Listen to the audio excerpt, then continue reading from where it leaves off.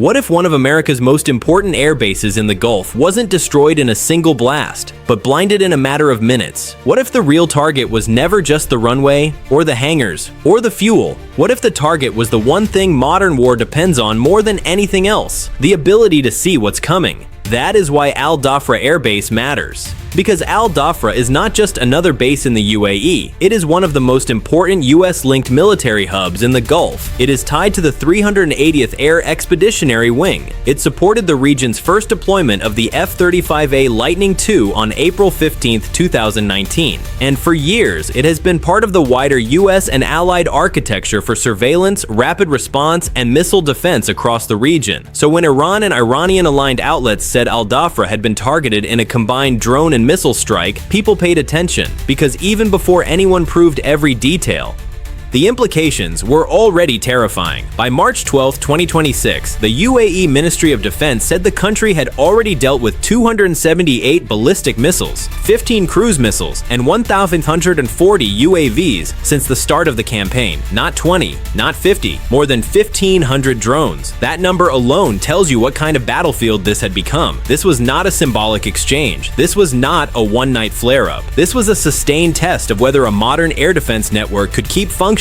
under relentless pressure. And that is where the Al Dhafra story turns from military news into something much bigger. Because in modern war, a drone swarm does not need to cause the biggest explosion to be dangerous. Its real power is something else. It clutters the sky. It stretches radar attention. It forces defenders to classify, prioritize, and react faster than they want to. It eats time. It eats focus. It eats interceptors. And once the system is busy doing that, a faster, harder-to-stop threat becomes much more dangerous. That is the nightmare scenario. Not one perfect missile, not one miracle weapon, but a layered attack designed to make the defender hesitate, even for a few seconds. Because in missile defense, a few seconds can be everything. That is why radar matters so much in this story. A radar is not just a machine that sees the sky. It is time. Time to detect, time to classify, time to warn, time to decide, time to shoot. Take that away, or even degrade it, and the whole defense chain gets weaker.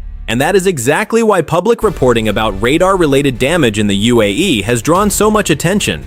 Open source analysts and major reporting cited by groups like ISW pointed to satellite imagery suggesting that at least one THAAD-associated radar in the UAE had been damaged. Other reporting suggested radar and communications-related sites were under direct pressure.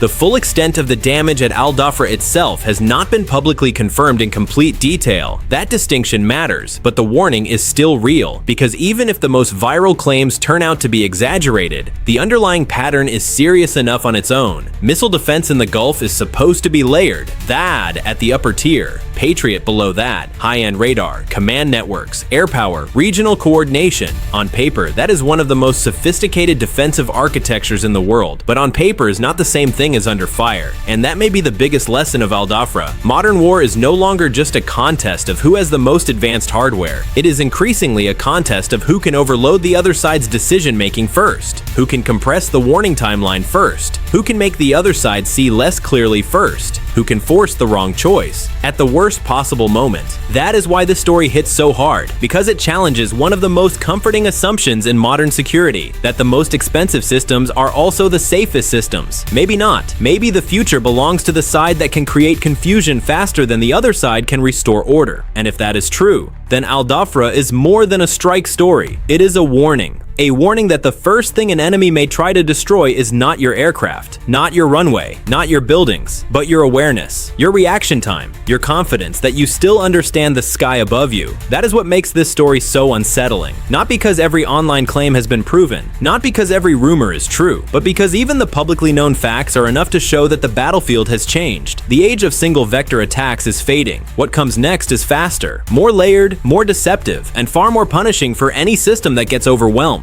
So the real question is no longer just whether Al Dhafra was hit. The real question is this: what happens when the shield is forced to choose wrong and only has seconds left to do it?